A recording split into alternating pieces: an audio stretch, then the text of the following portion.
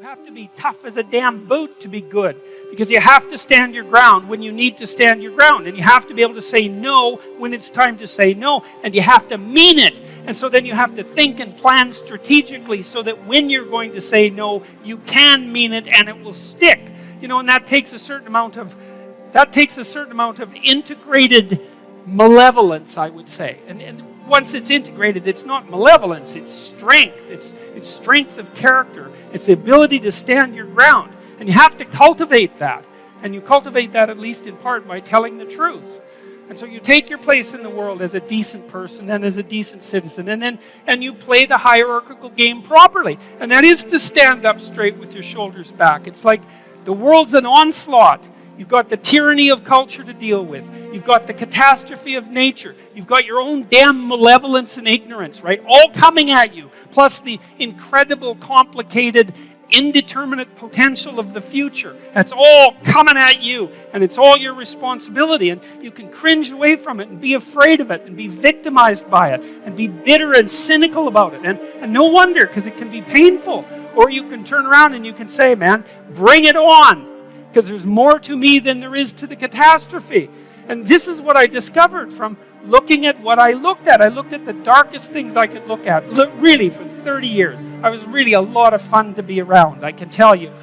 I looked at the darkest things that I could think of, right? Not only what happened in Auschwitz and what happened in the Gulag, but personal issues. It's like I wasn't so much interested in the totalitarians as a group. I was interested in the people who undertook the terrible acts that the totalitarians required. The people who, I was just rereading Ordinary Men, and it was a story about a police battalion in Poland that trained ordinary policemen to take naked pregnant women out into the fields and shoot them in the back of the head. It takes a lot of training, by the way, before you can bring yourself to do that. And you aren't the same person by the end of it. It's pretty goddamn horrific. And I was trying to figure out, what would it be like to be that person? Because we are that person. And then what would it be like to not be that person? Right? To refuse to do that, to not participate in that.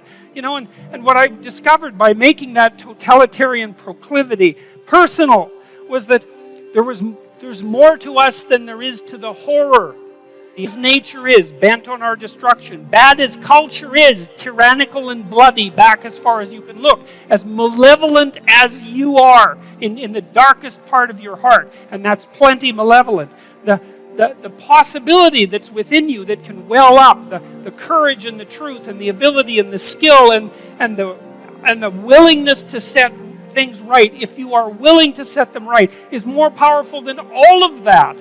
And so it's so interesting. It was proof for me of an old saying I read from Carl Jung. It's an alchemical motif, in stir qualinus inventur, which is what you most want to be found will be found where you least want to look, essentially. And it's so interesting because it means that if you're willing to turn around and to stand up straight and face the darkness like fully, what you discover at the darkest part is the brightest light. And that's something that's so much worth discovering, because there's going to be terrible darkness in your life. And it's going to make you cynical and bitter. And it could easily be that you're just not looking at it enough.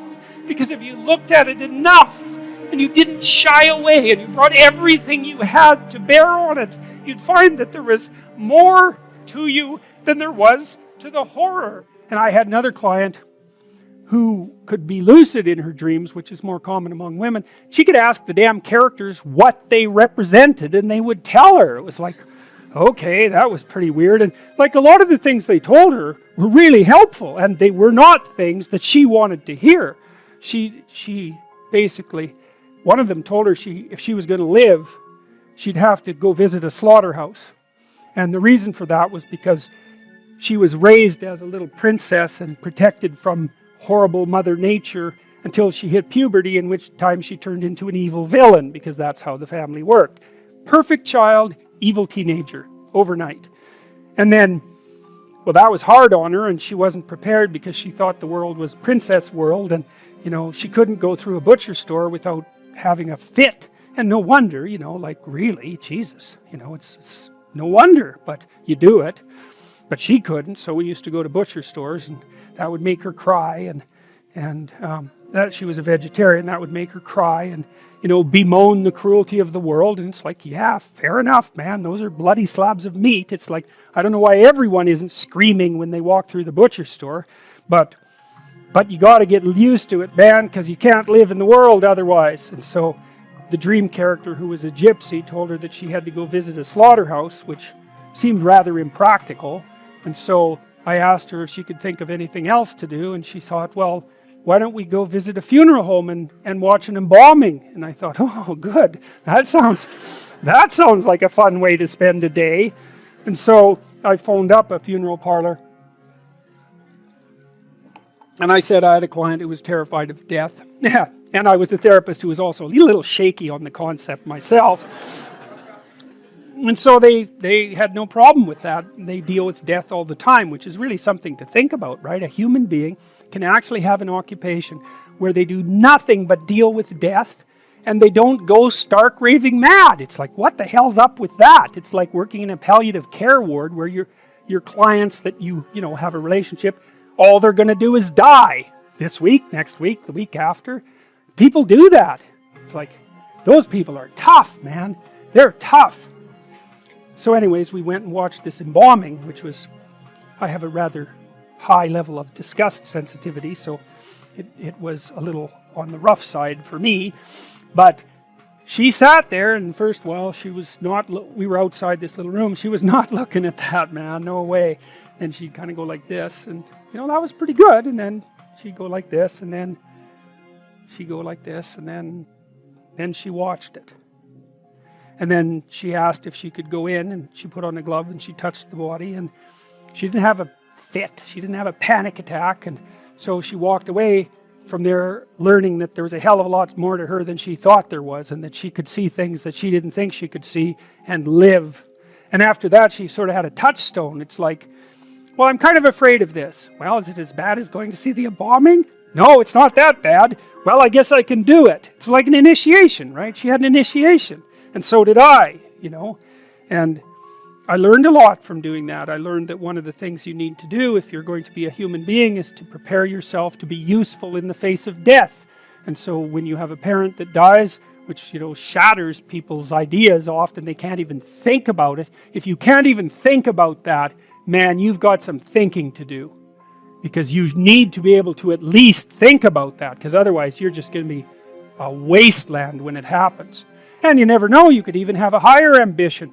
Maybe you could even be useful when it happens, instead of being part of the heap of destroyed people who also have to be taken care of.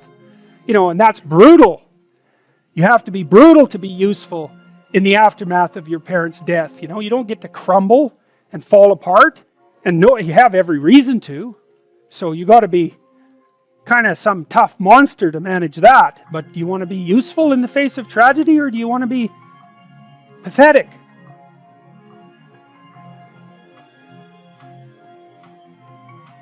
I've worked in emergency medicine for 11 years, and I've seen a lot of death, yet I'm so afraid of dying. Any advice on how I can be at peace with dying and mortality? Well, I don't know if anybody's ever really at peace with that. I think what you can take away, read Socrates' Apology. There's two versions of it. There's Plato's version, and there's, what was his name, Aristophanes? There's another version. Don't think that's right. Anyways, there's two versions of Socrates' Apology. It's very short. It's only a few pages long, 15 pages or something. Read them both. Why? Well, because Socrates puts forward a very interesting proposition, and I don't know really what to make of it. So I asked my parents once if they could take a drug that would return them to being 18 physically, but they had all the wisdom that they'd accrued over the years. They wouldn't lose that if they would do it. And they didn't say yes right away. And I don't know if they ever did tell me what they had decided. But it was interesting to me that they didn't say no right away either, It was interesting that they had to think about it, because You'd think that if you were offered something approximating immortality and health, you'd take it. And maybe you would, but then here's an alternative proposition, and I don't know. It's not like I'm not trying to maintain myself, if I could extract out an extra decade or an extra 20 years, keeping myself healthy, that seems like a good thing. Would I want to live 500 years? Whew, that's a long time, man. 1,000 years? I don't know. It's a long time.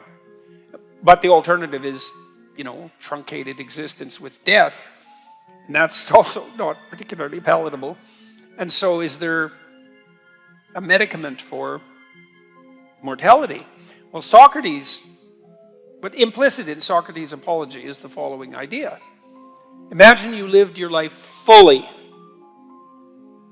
And that would mean that you said what you had to say when you had to say it. You did what you needed to do when you needed to do it. And you availed yourself of every opportunity that came your way. Right? So you'd exhaust yourself in the service of your life, let's say. Maybe by the time you were old, you'd have had enough. And you could just let go. And, you do see this with people, is that, and we kind of know this even when we grieve. Maybe you have a relative who's 95 and they die, and people are sad, but you say, well, they lived a full life, and the fuller the life, the less, in some ways, the less catastrophic the demise appears to be. And so it might be that if you fully exhausted yourself, that your life would be enough. So I know, people, I mentioned this already, people who are old and they look back on their life, they're often sorrowful and regretful for the things they didn't do, the things they left undone and maybe now can't do.